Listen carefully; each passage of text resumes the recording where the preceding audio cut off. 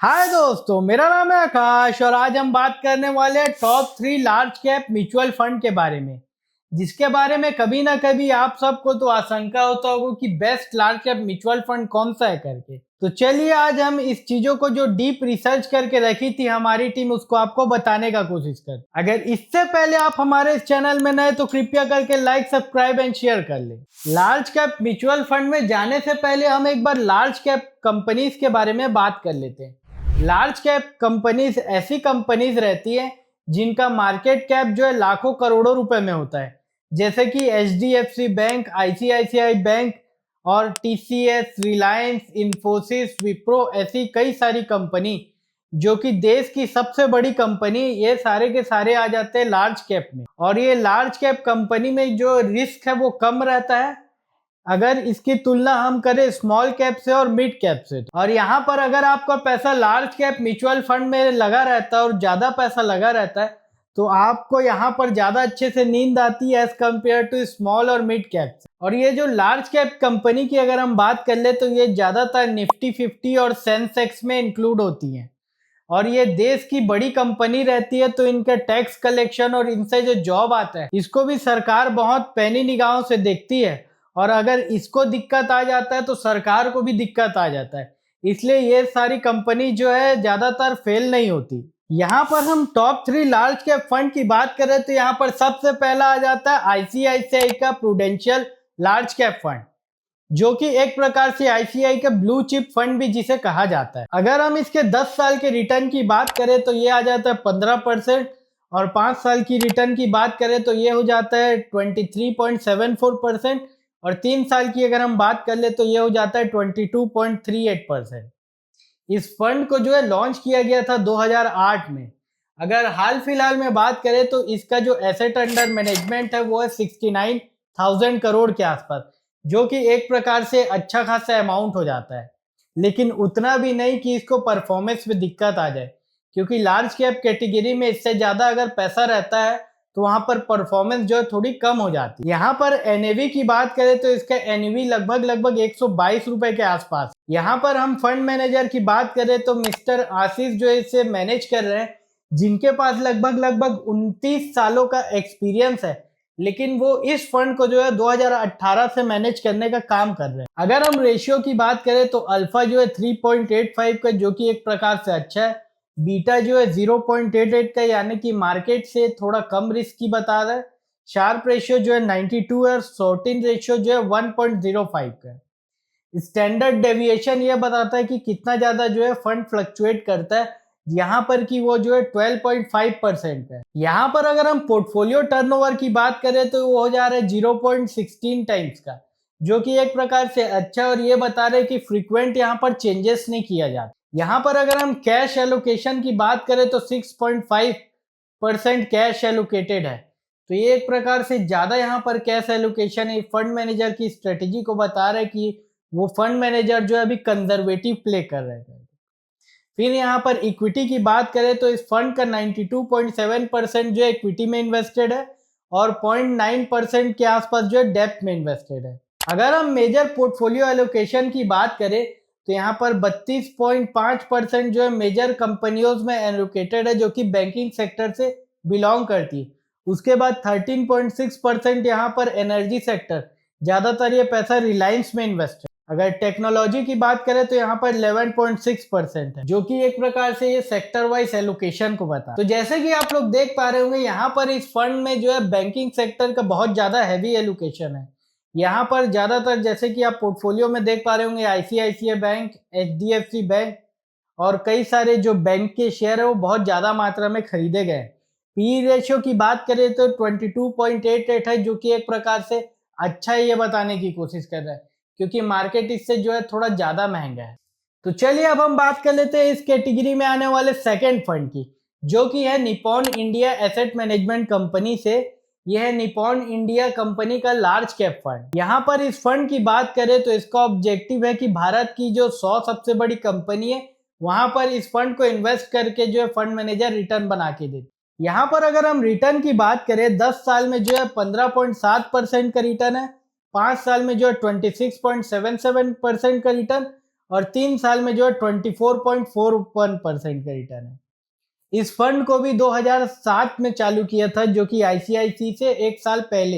यहाँ पर ज्यादातर जो है 2 फंड मैनेजर है, जहाँ पर कि एक फंड मैनेजर जो है लीड फंड मैनेजर है शैलेश राज, जिन्हें लगभग 29 साल का एक्सपीरियंस है। यहाँ पर अगर हम इसके एनएवी की बात करें जो 101 रुपए पर यूनिट का है। अगर रेशियो की बात करें तो यहाँ पर स्टैंडर्ड डेविएशन का फ्लक्चुएशन जो है 13.18 का है, यानी कि यहाँ पर ये जो आईसीआईसी है उससे ज्यादा ये फ्लक्चुएट करता है। बीटा की बात करें तो 0.91 है, जो कि स्लाइट एग्रेसिव बताता है आईसीआईसीआई फंड से। शार्प रेशियो की बात करें तो 1.16 है, जो कि एक प्रकार से रिस्की और एग्रेसिव बनाता है कंपेयर करें अगर आईसीआईसीआई से। पोर्टफोलियो टर्नओवर की अगर हम बात करें तो यहाँ पर 0.27 का है, जो कि एक प्रकार से आईसीआईसी से थोड़ा ज्यादा है। एक्सपेंस रेशियो की बात करें तो 0.67 है, जो कि आईसीआईसी से थोड़ा कम है। अगर हम इंडस्ट्री वाइज एलोकेशन की बात करें पोर्टफोलियो की, तो यहाँ पर लगभग 23.76% जो है बैंकिंग सेक्टर में दिया गया है। फिर पेट्रोलियम यानी कि फिर रिलायंस इंडस्ट्री के आसपास इसमें जो है 7.15% का एलोकेशन दिया गया है।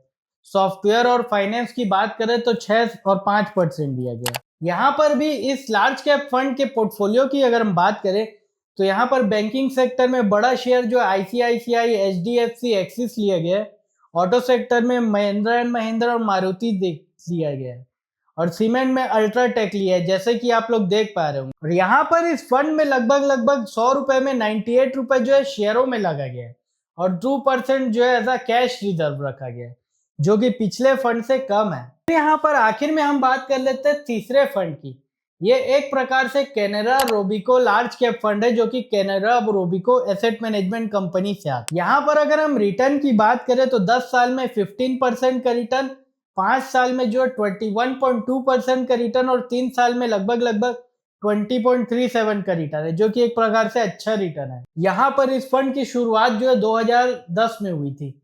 यहाँ पर भी 2 फंड मैनेजर हैं, जहां पर कि एक लीड फंड मैनेजर है श्री दत्त भारद्वाज करके, और सेकेंड है विशाल मिश्रा। यहाँ पर अगर हम इस लार्ज कैप फंड के एनएवी की बात करें तो यह आ जाता है 73 रुपीज पर यूनिट, जो कि पिछले 2 फंड से जो कि बहुत कम है।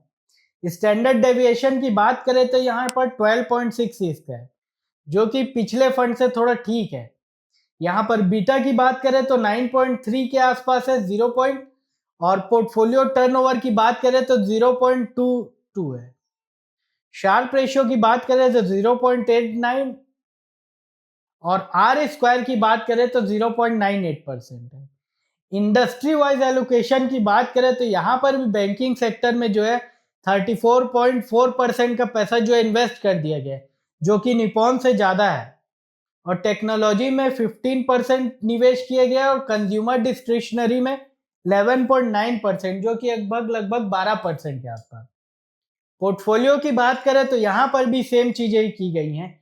HDFC, ICICI, axis bank, Kotak bank, यहाँ पर मेजर पैसा जो है इस फंड का इन्वेस्टेड है।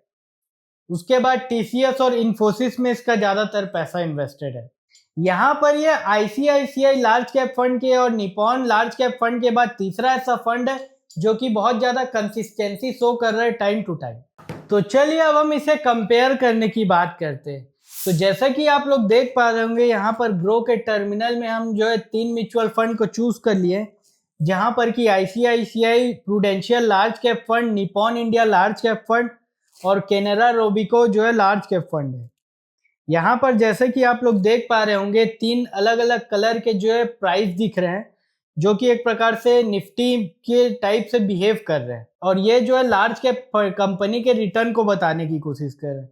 यहाँ पर हम इसे 5 साल में देख रहे हैं तो यहाँ पर आईसीआईसीआई प्रूडेंशियल ने जो है 23.7% का रिटर्न दिया, और निपॉन इंडिया ने 26.8% का, और आखिर में यहाँ पर कैनरा रोबिको ने जो है रिटर्न किया 21.2% का। तो यहाँ पर जैसा कि आप लोग देख पा रहे होंगे लॉन्ग टर्म में यहाँ पर निपॉन का जो म्यूचुअल फंड है क्लियर कट आउट परफॉर्म कर रहा है। लेकिन इसे अगर इस फंड को 1 साल के अंदर देखे तो यहाँ पर कैनरा रोबिको जो है धीरे धीरे करके अपनी परफॉर्मेंस तो अच्छा कर रहा है, क्योंकि यहाँ पर जैसा कि हमने इसके पोर्टफोलियो में ही देखा बैंकिंग सेक्टर में एलोकेशन ज्यादा था, लेकिन निपॉन का यहाँ पर टॉप फंड में जो है एलोकेशन कम हुआ टॉप सेक्टर में, जिसके कारण कि निपॉन का रिस्क कम हुआ और इसका रिस्क बढ़ा, जिसके कारण कैनरा रूबिको जो है आउट परफॉर्म करने की कोशिश कर रहा है। यहाँ पर मैं आपको एक और चीज बोलना चाहता हूँ कि पास्ट रिटर्न गारंटी नहीं होता फ्यूचर परफॉर्मेंस की, लेकिन अगर हम इसे लंबे टर्म्स में देखें तो यहाँ पर कंसिस्टेंसी ऑफ परफॉर्मेंस दिख सकती है। फिर जैसे कि आप लोग सेकेंड इमेज में देख पा रहे होंगे, यहाँ पर एनएवी की साइज दी गई है, मिनिमम सिप की साइज दी गई है और एक्सपेंस रेशियो की। एक्सपेंस रेशियो की अगर हम बात करें तो कैनरा रूबिको का जो एक्सपेंस है वो कम रहता है और निपॉन का बीच में रहता है, लेकिन निपॉन की जो लॉन्ग टर्म की कंसिस्टेंसी है वो थोड़ी अच्छी है। यहाँ पर कैनरा रूबिको को एक और एडवांटेज भी हो जा रहा है, यहाँ पर उसके पास जो है 16,000 करोड़ है लार्ज कैप की कैटेगरी में, क्योंकि यहाँ पर पैसा जब छोटा रहता है किसी एसेट मैनेजमेंट कंपनी के पास तो एक प्रकार से वो जो है एडवांटेज की तरह रहता है, क्योंकि ज्यादा पैसे पे रिटर्न जो है बनाना थोड़ा हार्ड हो जाता है। फिर यहाँ पर आप जैसे कि हमने कुछ ही समय बताया, टॉप 20 शेयरों में जो है यहाँ पर 64% का एलोकेशन निपॉन का, आईसीआईसीआई का 70 है और कैनरा रूबिको का 66% है। पी की बात करें तो सबसे कम जो है यहाँ पर आईसीआईसीआई है, लेकिन कैश का परसेंटेज जो आईसीआईसीआई में और कैनरा रूबिको में थोड़ा ज्यादा है। तो ये सारी चीजें जो है आज हम इस 3 फंड के बारे में बताए, जो कि एक प्रकार से हमारी टीम ने इसे चूज किया था और ये इस सेगमेंट में जो है बहुत अच्छे फंड। तो आज के लिए बस इतना ही दोस्तों। ऐसी और एक्साइटिंग जानकारी जानने के लिए हमारे इस चैनल को आप लाइक, सब्सक्राइब एंड शेयर कर लें। धन्यवाद।